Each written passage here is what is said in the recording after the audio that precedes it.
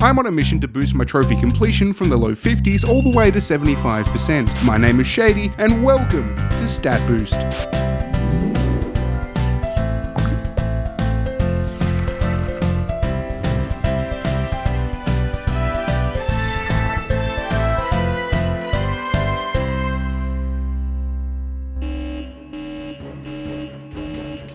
You've come at a bit of a bad time. Scans indicate threat level at 63%. Oh, that's terrific. Yeah.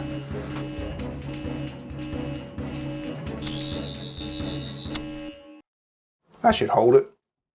Well, always seems to do the trick in the show. Doom Eternal, it's a masterpiece, let me tell you. The amazing sequel to the 2016 reboot first launched on PS4, Xbox One and PC in March of 2020, and was later ported to PS5, Xbox Series X, and Nintendo Switch, of all things. Doom: The Dark Ages is set to release in May 2025, and for once, I'm actually going to have a video out while the subject is relevant. I first played Doom Eternal on the PS4 in December of 2020, and by God, I had a good time. At this point, the first part of the Ancient Gods DLC had already been released, but for 45 Aussie dollars, yeah, I was gonna wait for that. I did eventually manage to snag the season pass while it was on sale, and for some reason decided to install the PS5 upgrade, and I played it on that. So I ended up having a mishmash of trophies spread across the two versions, and well, you've seen the video title. But very quickly before we start, I'm just past 850 subs, so if you like this video, please let both myself and the YouTube algorithm know by BFGing the like and sub buttons. Now, without further ado,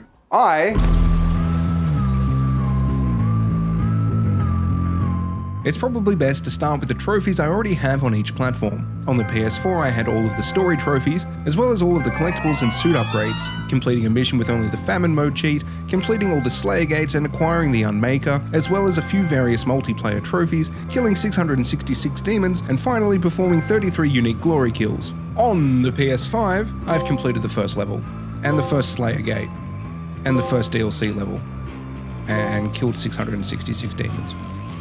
Well, that was a little anticlimactic.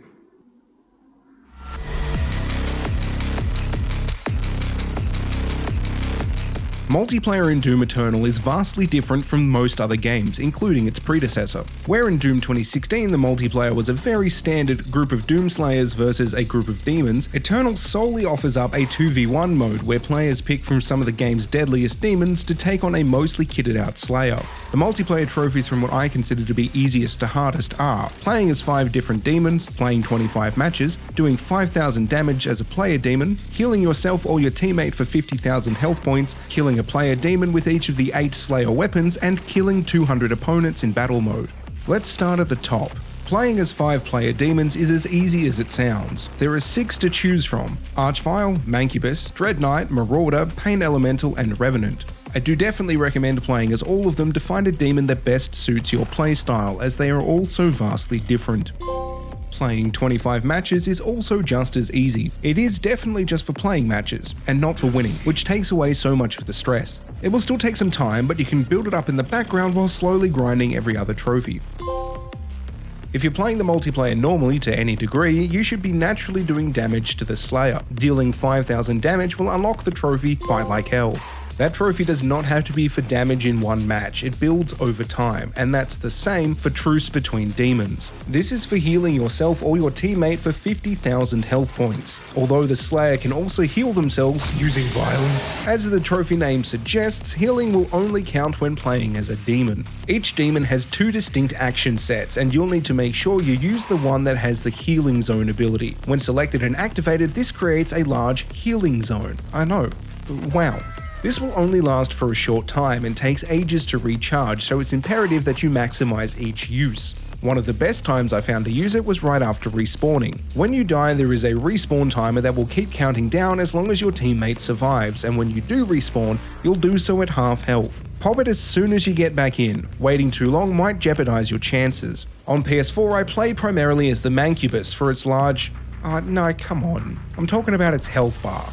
Although I eventually got this done, while playing on PS5 I found the Marauder to be a better option. The Marauder is much more mobile, and similar to the Slayer, has a dash ability. This was ideal for the second strategy that I used, which was running away and hiding. Being able to get out of there quickly when your teammate dies or you yourself are close to dying, hiding and popping your healing zone will also maximize its efficiency. The third and final strategy I used can only work when you make it to round 4. Winning 3 rounds ends the match, so making it to round 4 is dependent on 2 wins from one side and 1 from the other. At the start of each round you can select a boost, and round 4 lets you select from a very special set. For the demons, this includes Team Heal. It takes a while to charge at the start of a round, but will almost instantly heal both demons for a good chunk of health. All of these strategies combined will pop the trophy in due time.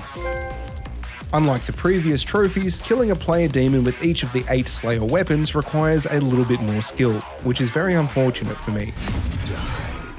I suggest starting with the shotgun and circling around the weapon wheel clockwise, ticking off each gun in order to help you keep track. I definitely didn't do this when I played initially on either console, but instead of pulling my hair out, I just went around the wheel, checking the milestone tracker to ensure I hadn't missed anything. You only need to get the killing blow with each gun, and my strategy was to select the weapon I needed and then the plasma rifle. The plasma rifle is the most OP weapon in the multiplayer and will absolutely melt the enemy's health bar. When they were low, I would quick swap to the gun I needed to finish them off. Depending on your skill level and the skill level of the demons you're matched with, this can take a while, but focusing on a single weapon at a time made it much easier. Now you may have noticed you only start with 7 weapons. That's because the BFG is the 8th and final. And like the healing buff I mentioned earlier, the BFG is only unlockable as part of the Slayer's special upgrades at the start of round 4. Now you might be thinking, oh, big fucking gun, this last kill's gonna be super easy. But no.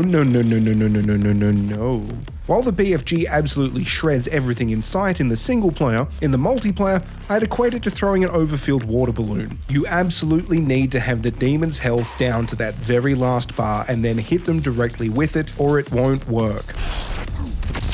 Dude. Given the work you have to put in to simply unlock the BFG with its single lonely round makes this incredibly painful and downright embarrassing when you miss. Come on. If you do manage to make it to round 5, you will get another attempt, but again I would highly recommend lowering the player's health bar with the plasma rifle as much as possible, then taking a breath and collecting yourself to make sure you have the absolute best chance of landing that shot. Bloodbath is at the top of this list because, honestly, I don't know.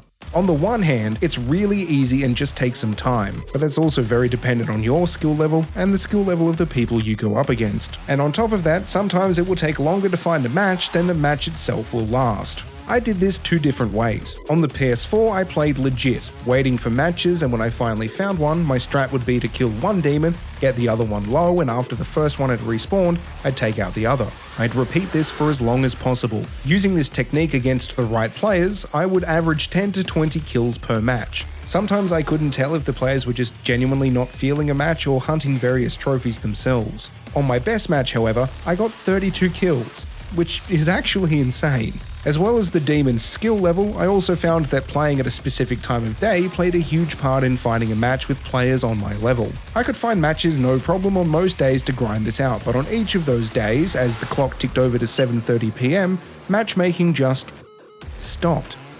Until it started back up again, and all of a sudden all the god tier Doom players were on and I'd be dead before the match even started. So I guess if you're struggling, maybe vary the time you hop online and see if you can find a different pool of players. Or you can try what I did on the PS5. For PS5, I organised a sneaky boosting session using PSN profiles. Through that, I met the lovely chaps Breaker and Mopless, and together, we sat in one spot and took turns as the Slayer until all 3 of us got 200 kills. Per person, this took roughly 2 episodes of Desperate Housewives. Or an hour 30 in layman terms. Let me tell you, the season 4 finale, oh my god. Although much more efficient and reliable, this method was infinitely more boring. Even as the Slayer, it was a bit of a schlock. Oh. I think We Breaker is We Broken. Yes, you are skipping the long matchmaking times, but doing the same thing in a legit match was just so much more thrilling, actively trying to survive and take out the demons. We were all in a voice chat, and even though we only exchanged awkward small talk for the first 3 odd hours, because I guess we're a bit socially Auckland,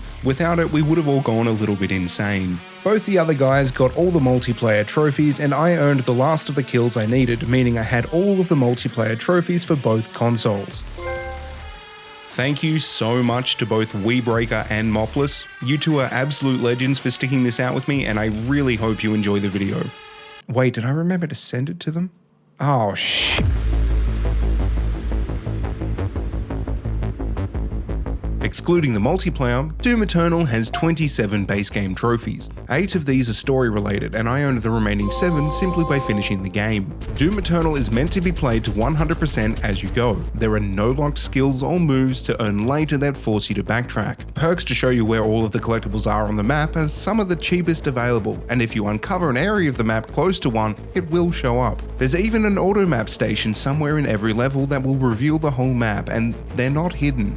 And even then, if you do miss something just before reaching the very end of the level, you'll unlock fast travel and be prompted to go back and have another look. The developers genuinely want you to find everything. In this case, everything includes cheat codes, toys, albums, codex pages for all of that juicy Doom lore, Sentinel crystals, which are used to upgrade your health, armor, and ammo, Sentinel tokens, which are used to upgrade your perks. You'll earn 1 trophy for upgrading a single category, and another for fully upgrading all categories.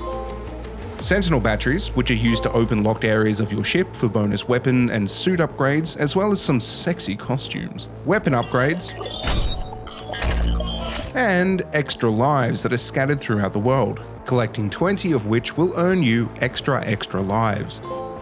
These are a way of cheating death so that you don't have to load a checkpoint. They're a nice bonus in the main game, but play a larger part for another trophy later on.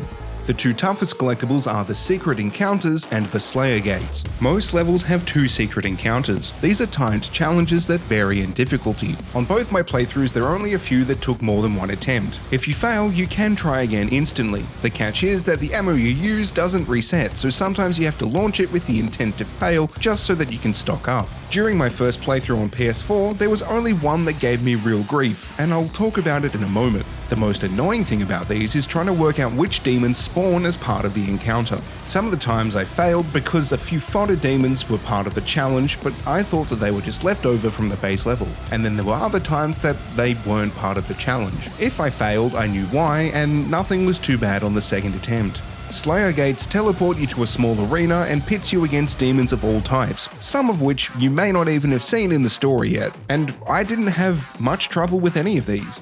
I would assume that like the secret encounters, you're able to attempt them again straight away, but I wouldn't know.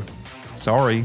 As well as netting you 2 trophies, one for completing your first Slayer Gate and then completing all gates, finishing a gate will reward you with a key that you can use to acquire the Unmaker.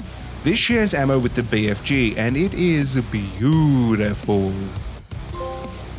Treasure Hunter is earned by completing all encounters, mission challenges, and finding all items on Taras Nabad. This level has a total of 25 collectibles, the highest amount in any level of the game, and some of these are hidden in ways that are downright filthy, plus the 3 mission challenges, which I haven't talked about yet, so let's back up a second.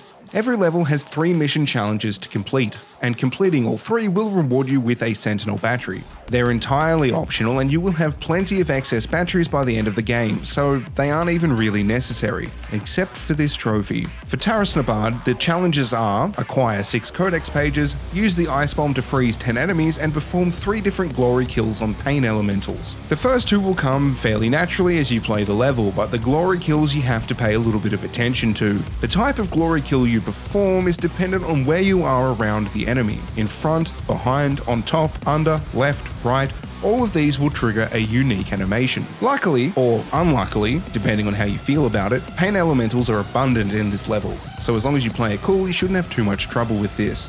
Okay, now that I've caught you up on that, let's scoot back over to the collectibles. You really need to think outside the box to get some of these. How do I get to this one?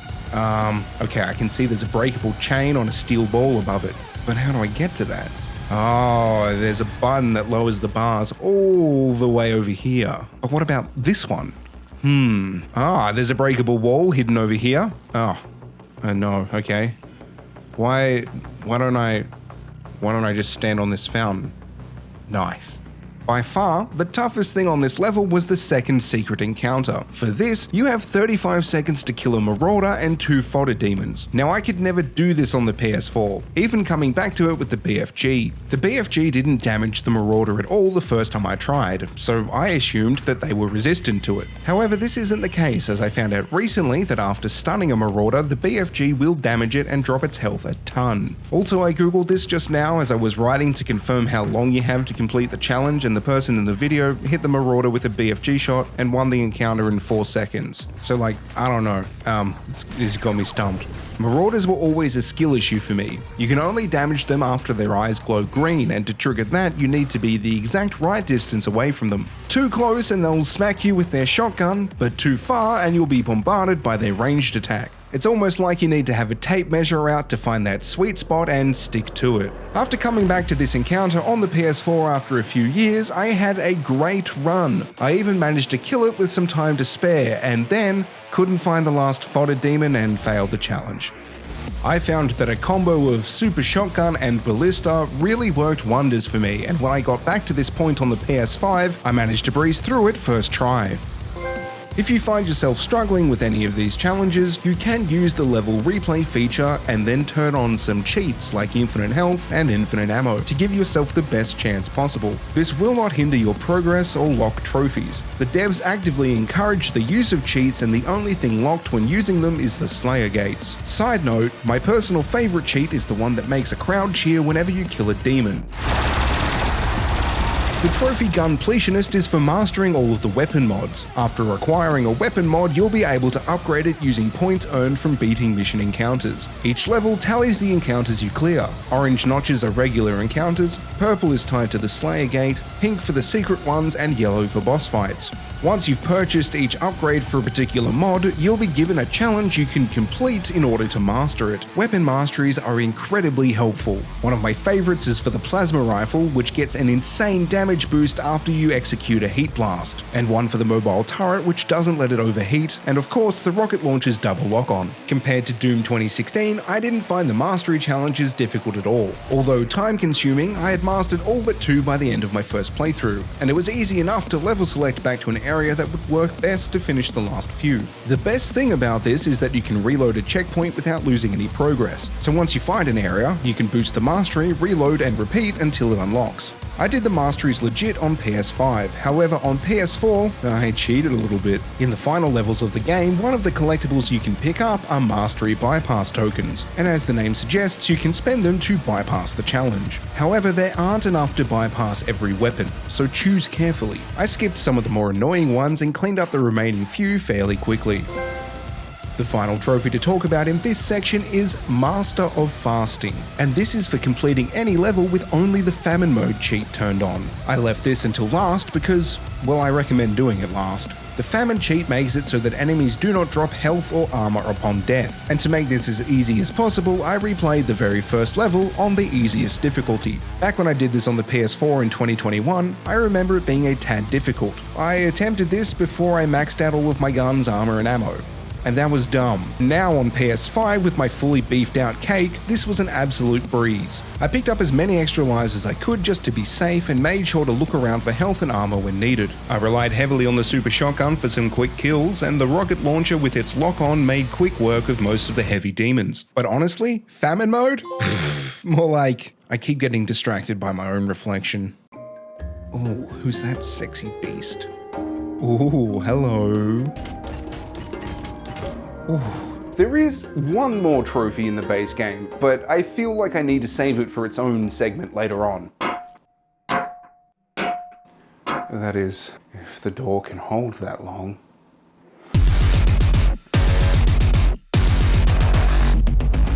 Doom Eternal has 3 pieces of DLC, the Ancient Gods Part 1, the Ancient Gods Part 2, and Horde Mode. Combined, there's a total of 17 trophies to earn here, so let's start at the start. The Ancient Gods Part 1 is tough. The devs do give you a warning before starting, but that doesn't quite prepare you for what you're about to face. The first level has a ton of hard demons at every turn, with some stupidly long fights. This fight towards the end where you face off against 2 marauders instantly followed by 2 tyrants is a prime example of that. But it gets worse. In the following level, I was introduced to spirits. These ghostly pains in the ass can possess any enemy and make them faster, tougher, and impervious to your chainsaw and ice bomb. They can only be killed by removing them from the host demon and then zapping them with the microwave beam attachment on the plasma rifle. I'm a bit conflicted when it comes to the spirits because on one hand I really like the mix up in gameplay, but on the other hand standing almost dead still being beaten down by every other enemy while you try and zap them before they can jump into another already powerful demon feels like it breaks the flow of the combat way too much. This also extended to the boss fight at the end of the 3rd level and it just wasn't fun. Like the base game, each level contains 2 secret encounters. These were pretty standard and aren't any more taxing than they were in their campaign. You'll earn a trophy for completing all 6 of them. And another trophy will pop after finding all of the physical codex pages. The Slayer Gates also make a return in this DLC and upon completion will reward you with one of the new support runes. You can have one of 3 active at any one time. All 3 are perks that activate when you're close to death and trust me, you'll be there a lot. I didn't overly enjoy the Ancient Gods Part 1, the levels were long and didn't have that flair that the base game did, but this isn't a review so I'll move on to Part 2. The Ancient Gods Part 2 has very similar trophies. 4 of them are obtained simply by finishing the story, as well as finding all the physical codex pages and acquiring all the upgrades for your sexy new Sentinel hammer. I love the hammer so much and the way it works is infinitely better than the sword you have in the base game. You build up its charge by performing glory kills and destroying demon weak points, and when you use it, it releases a devastating blow that kills all lesser demons and stuns larger ones. Upgrades for it are obtained by completing the new escalation encounters. These encounters are similar to the secret ones, but come with a twist. The first time you activate it, it triggers a wave of decently tough enemies to work your way through, and when you finish that, you're able to trigger it a second time. And this spawns a truly demonic combination of insanely tough enemies, and surviving was no small feat. Thankfully, you do only need to complete the first wave to unlock the upgrade. I did both attempt and complete the second wave of the first escalation encounter and decided that the reward wasn't worth all that pain. Maybe one day I'll throw on some cheats and try again, but right now, nah. Now I know I breezed through these 2 DLCs fairly quickly and that's just because there's really not too much to say about them. If you're interested in the story, I definitely recommend picking them up, but trophy wise, there was nothing too complicated. But I did definitely enjoy the Ancient Gods Part 2 much more than Part 1. What I didn't find enjoyable though, was Horde Mode. This was a free DLC and contains 3 trophies. It's essentially an arena challenge mode, but because this is Doom, it comes with a twist. There are 3 main missions consisting of 5 main rounds and 2 bonus rounds. 3 of the 5 main rounds consist of 2 to 4 waves of combat, with the other 2 being a small fight or platforming challenge to break it all up. You start with only the base shotgun, and after completing each challenge, you'll earn one of your weapons back. The catch is, the weapon you earn is completely random. Now you might be thinking, you have a fully upgraded shotgun. The first challenge can't be that difficult. What could they possibly throw at you that would be hard? Imps? Snake boys? Maybe a mancubus? Well, let me tell you, they put a freaking Doom Hunter in here. How in the heck am I meant to take that down with a shotgun? This became a dance around the arena, waiting for my chainsaw pip to regen and fodder demons to spawn so I could farm ammo. I'd say the best thing about this is that you start with 3 extra lives and the breakup rounds and bonus rounds in between the main challenges give you good opportunities to earn more. You can save and quit once you finish a mission if you need a break, but if you quit during you'll be taken back to the start of the current mission you're on, and if you die, you start from the very beginning. During the first mission, round 3 wasn't awful. There was one close call where I got cornered, but round 5 hurt me real bad. To start with, I was poisoned by the new Prowler variant introduced in the Ancient Gods Part 2. When poisoned, you take constant damage and can't dash. On top of that, the effect only ends when you kill it, and that can only be done with a blood punch, which is hard to charge when you can't kill anything. I didn't get hit by one of these at all during my playthrough, and although I knew how to recover from the effect, I hadn't done it in practice and I panicked a ton. After this, the game threw a possessed enemy at me. Not the biggest deal, except I only had 2 shotguns and the ballista. I did not know how to kill the spirit without the microwave beam, and after checking the codex right then and there, it confirmed that you can't.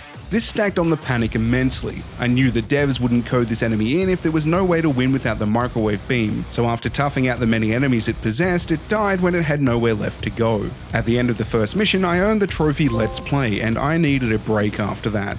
The next day I jumped back in. Round 1 of Mission 2 started by giving me the BFG, which I wasn't expecting, and that took away a lot of the stress. The game tells you that not firing the BFG will reward you with a large point bonus, but here's a little secret. Come on, come closer. Finishing Horde Mode isn't dependent on your score. That's right, your final score is just a bragging right. I didn't know this when I started, and a large part of my stress came from assuming that I could complete Mission 3 and not have enough points to finish the mode. With this realization, I breezed through all of Mission 2, unlocking the chain gun, plasma rifle, sentinel hammer, and finally the heavy cannon, as well as racking up a bunch of extra lives. I failed to complete Round 4 because the hardest thing in Doom Eternal is actually the traversal puzzles, but that didn't matter. All I missed out on was the following bonus round. At the end of Mission 2, I earned Reinvent the Weapon Wheel for having all of my weapons back, and I went into Mission 3 feeling fantastic. Round 1, boom, done. Not easy, not hard, smashed it. Round 2, simple, bonus round. Round 3, Armored Barons, a possessed tyrant, so many pain elementals. The minigun shield got a good workout here. I failed round 4 because traversal, but I still snagged 2 extra lives. Up to this point, I'd been playing for just over an hour. In that time, I'd completed 9 of the 10 remaining rounds as well as a few bonus ones. I was confident, maybe a little too confident, because this final round lasted nearly 30 minutes. The round started off easy, a few pain elementals, hell knights, and the occasional prowler. Then the Screechers spawned in. Screechers were introduced in the Ancient Gods 2, and they are essentially a mobile buff totem. When they die, they scream and buff all nearby enemies, and the smallest amount of damage will set them off. I tried to avoid them, but there were so many amongst all the other demons, it went south real quick. After the onslaught finally slowed down, the game threw a possessed marauder into the mix, and this introduced a whole new world of pain. The possessed marauder is so insanely fast, and its health pool is huge, and I was struggling with everything else piling on. The BFG was my saving grace here. It didn't take out much else, but it took out the toughest thing in the room, and by God, that's what I needed. The beginning of Wave 3 was kind, only spawning in 2 Doom Hunters and a bunch of Maker Drones, which are great for easy ammo drops. Then there was Cyber Mancubi, an Archvile, Pain Elementals, Barons, Tyrants, Arachnotrons, and a hidden buff totem. This is where it started to get stressful, and my health dropped to a scarily low amount for the first time since round 5 of Mission 1. At the end of Wave 3 I was doing okay, and Wave 4 started by spawning in Stone Imps. They can be killed reasonably easily, and the game suggests the full auto mod for the shotgun to do this. They were followed by Arachnotrons and Pain Elementals. Nothing I couldn't handle, but then oh god. The game spawned in 2 Marauders and an array of other demons as well as a buff totem. I saw 4 eye turrets in the center of the arena and opted to leave them until later. They aren't difficult, but taking them down requires precision. Damaging them or getting too close causes them to hide, and I didn't want to stand still while there were 2 buffed Marauders trying to chomp down on my ass. After scouring the arena, I eventually realized that the buff totem was in the center of the eyes and I had to take them all down to lower the shield. Being hounded the whole time while trying to get rid of them cost me my first extra life, and now I was starting to really panic. After pausing to take a breath, I started to wear down the Marauders. I was relieved when I finally killed the first one, but this turned out to be more of a curse than a blessing, as killing that first one triggered 2 possessed Barons to spawn in. My fight or flight instinct kicked in hard, and I began circling around the arena gathering health and ammo, getting a lucky hit in on the Marauder and only just managing to get over to it to land the glory kill. After pausing a second time in an attempt to lower my heart rate, I kept going. Finally landing a killing blow on the first Baron gave me a shot to kill the spirit, and I had to endure the beating of the other to ensure that it didn't jump into something else. Toughing this out and killing the spirit did enough damage to the other Baron I was able to take it out immediately after. This was insanely lucky. However, my luck didn't last as more demons had already popped in. I finally took them all out and then everything stopped. Was this the end of the round? The game didn't say that I was done, so maybe there were only a few fodder demons left? No. Much like Taylor Swift, the game had toyed with my emotions. I was immediately poisoned by a prowler, and on top of that there was not one, not two, not three, but 4 archviles summoning all sorts of shit, as well as pinkies, whiplashes, dreadknights, barons, tyrants, and I couldn't even comprehend what else. Scratch that, I do know what else. Screeches. After 28 grueling minutes, I killed the last tyrant and... oh, thank God. I did only end up losing the 1 life, but my stress levels were so insanely high the whole time. Horde Mode made me realize how little I really knew about playing Doom Eternal. There are so many different ways to approach an encounter that I'd never even thought of. It felt really good knowing that I'd survived the Horde, and then I was immediately filled with dread because now I had to do this a second time on PS4. Knowing the pain I was about to endure for a second time, I put on the only costume that could give me the strength to push through. And push through I did.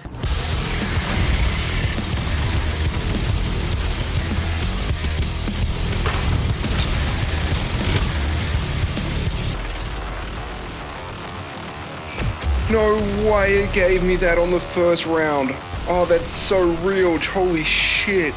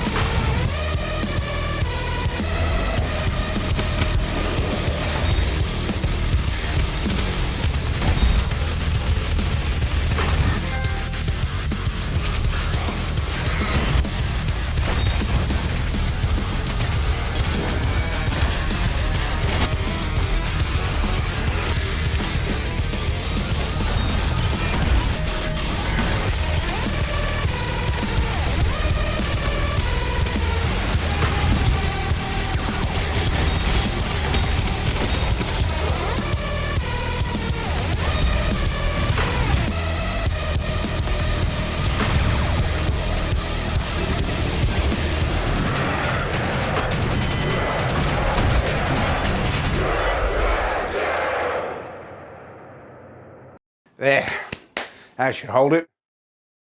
I'm getting much more paranoid now. Which leads me to the final part of the Doom Eternal Platinum. Now you may have noticed that I only earned 15 of the 17 DLC trophies, and that's because 2 of them are in the same category as this next one, and I wanted to bundle them all together. Extra Life Mode is an arcade-like soft permadeath challenge where, if you lose all of your extra lives, it's game over. Running up the high score is earned by finishing the game with at least 10 extra lives in your inventory. As well as needing this trophy for both versions of the base game, each DLC also has an Extra Life Mode trophy, meaning I was in for 2 more full playthroughs of the single player campaign and each campaign in the Ancient Trash DLC. Notably, as the DLCs are roughly a third of the length of the main game, their requirement is 5 extra lives and not 10. Having finished the main story with exactly 10 lives in my inventory, my plan to get all 3 of these trophies was to start Extra Life Mode on Lil Baby difficulty to make the experience as easy as possible. Although this would theoretically trivialize the base game, there was a problem. I'd struggled with the onslaught of demons in the DLC, and out of sheer frustration and boredom, wanting them to be over as quick as possible, I had already lowered the difficulty to the easiest available, and even after that, they didn't hold back a lot of the punches. My goal was to sprint through the levels as quickly as possible. There was no reason at all to complete any of the secret encounters, but I did complete the first Slayer Gate for a very special unlock I hoped would make this challenge a little bit easier. There's a support room that lets you reclaim the extra life from the demon that kills you, and I wanted to make sure I got it as quickly as possible. So after completing the first Slayer Gate at the risk of losing more than what I might gain, I found out that this rune isn't available to use in Extra Life Mode. Oh, get fucked. No matter which campaign you start in Extra Life Mode, you'll always start with 3 lives. So if you're good at the DLC, you'll only need to collect 2 of the 11 scattered throughout. That being said, I collected all of them just to be safe. There wasn't a whole lot in Tag 1 that I was worried about. Of course, there was the fight at the end of the first level, the buffed Marauder in level 2, and then the constant Pinky and Hell Knight spawns during the final fight. Level 3 had a lot of long, drawn-out encounters that I was not looking forward to, but the most worrisome part was the final boss fight. To break up the 3 stages of this fight, the boss would spawn in 2 spirits that combined with an array of heavy demons, as well as some floating eyeballs. This was definitely a fight that made me clench my cheeks a touch harder than normal. I managed to make it through, only losing 1 life, and as a reward, the game gifted me the one-upsmanship trophy. Tag 2 was more or less the same, but with all the levels after the first being much shorter, my stress levels weren't high. And this is exactly what led me into getting myself awkwardly cornered and losing an extra life. Yeah. Me too, game. Me too. Tag 2 also has 11 lives to collect for a grand total of 14, and thankfully that was the only one that I lost. If you're doing something as similarly stupid as I am, you can 100% the Ancient Gods 2 by doing a single extra life playthrough. Now I wouldn't do this for Tag 1 because you've got secret encounters and Slayer gates that are both difficult and could cost you the run. However, for this run, the first wave of the escalation encounters is mandatory to move forward, and after playing through this twice on PS5, I was familiar enough to attempt it in one go on the PS4. With the DLCs now at 100%, the only thing left to do is take on the big one. I loaded into the campaign on easy, feeling confident, and then my brain started to make calculations. If there were 11 extra lives scattered throughout the DLC, that was a third of the length of the base game, and I had to finish them with 5 in my inventory. Did that mean I only had a buffer of 33 for the base game? That doesn't sound awful, but remember I'd collected at least 20 for the previous trophy and finished the game with exactly 10. As I spawned in, I was also reminded that unlike the Tag DLC, I was starting completely fresh and not with everything at maximum level. With no guns, no mods, no upgrades, and no perks, I was starting to sweat, and I began to scour the map for any and all extra lives I could find, as well as completing the earlier and easier Slayer gates and secret encounters to maximize the amount of weapon upgrades I had as early as possible. I pumped my new skill points into the Ice Bomb and a few into the Exploration to make sure I could see every extra life on the map as soon as I teleported in. I played on, focusing on upgrading the Plasma Rifle Shockwave, Super Shotgun, and the Minigun Shield. With this video already being 2 weeks late according to my own personal schedule, the game not even finished, and the video half edited both in length and quality, the question was becoming, could I not only finish Extra Life Mode, but would I have time? Failure was not an option, and with the internal and external pressure building on top of the fact that I have to do a PS4 playthrough right after this, I completely fucking smashed it. I collected life after life, and once again, I only lost 1 after getting myself stuck in a corner. I finished so strongly on PS5 that on PS4, I barely picked up half of what I did in my first run. And while past Shady takes on the icon of Sin, I'll put my final upgrades and perks on the screen to show you exactly what got me through the game both times. Finally, mangling the last remaining body part of the icon of Sin, I emerged victorious with 2 brand new shiny gold trophies, but even more importantly, the platinum.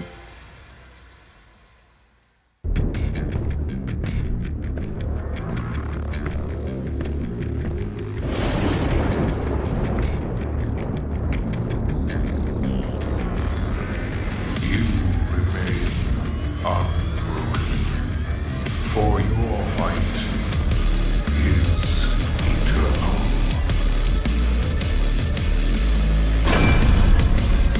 The Doom Eternal experience is amazing. Do I recommend platinuming Doom Eternal? Absolutely.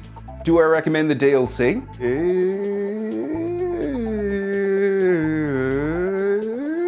I think the DLC was pushed out a little bit too quickly, and it suffered because of that. I can't say for sure, but I believe this is due to Microsoft acquiring Bethesda, and with id being a part of that, they didn't know if the next installment would be coming to the PS5 or not, so they pushed out an ending to the story just in case PlayStation owners wouldn't be able to experience it. Anyway, that's a wrap on Doom Eternal.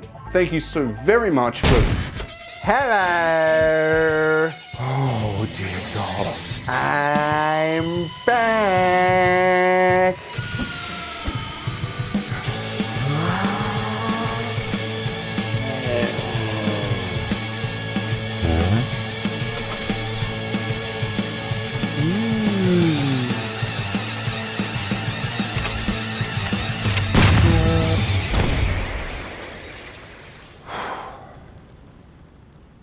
Be sure to let me know about your own Doom Eternal experience, and if you're going to pick up Dark Ages even. As always, thank you so much for taking some time out of your day to watch this video, and I'll see you next time.